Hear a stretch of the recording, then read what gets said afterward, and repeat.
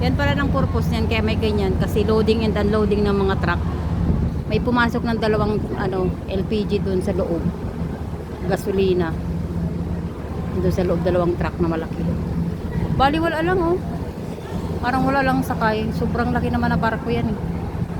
Dalawang magkatabi oh. Yan pala ng purpose niya. Siguro yung bus na yan, isasakay din yan. May bus sa ilalim oh. Kasya pati bus, ang galing. Huwag lang yung double deck na bus. Araw na. Anong oras siya naalis? Di pa yata alis.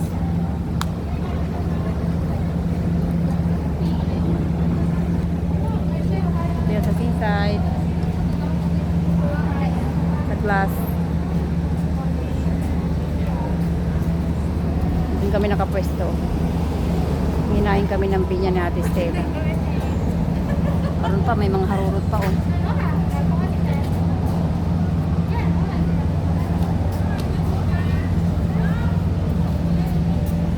Pero ano lang yan eh. Halos 1/4 lang yung dalawang yun na ito oh, sa laki. Grabe na yun. Pang sasakyan kasi ito. Loading and unloading ng mga sasakyan.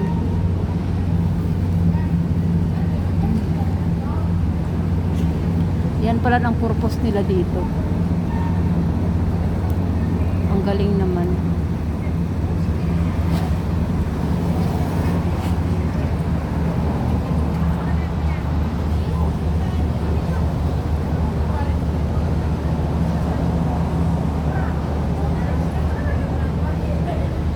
Init. Sakit.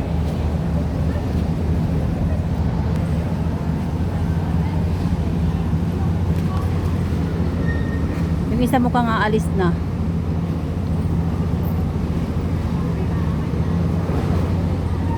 May mga sakay din ng tao.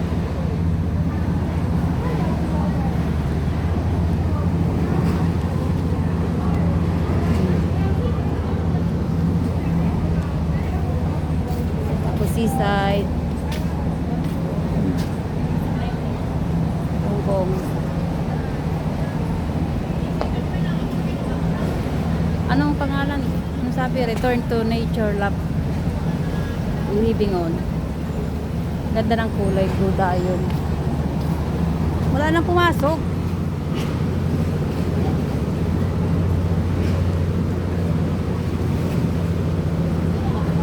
Pero mukhang naghihintay pa siya.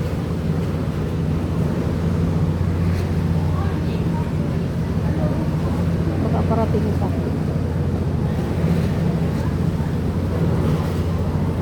Oo.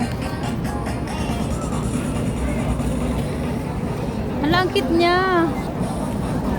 Ah. Ang cute niya ba ng hair? Hi!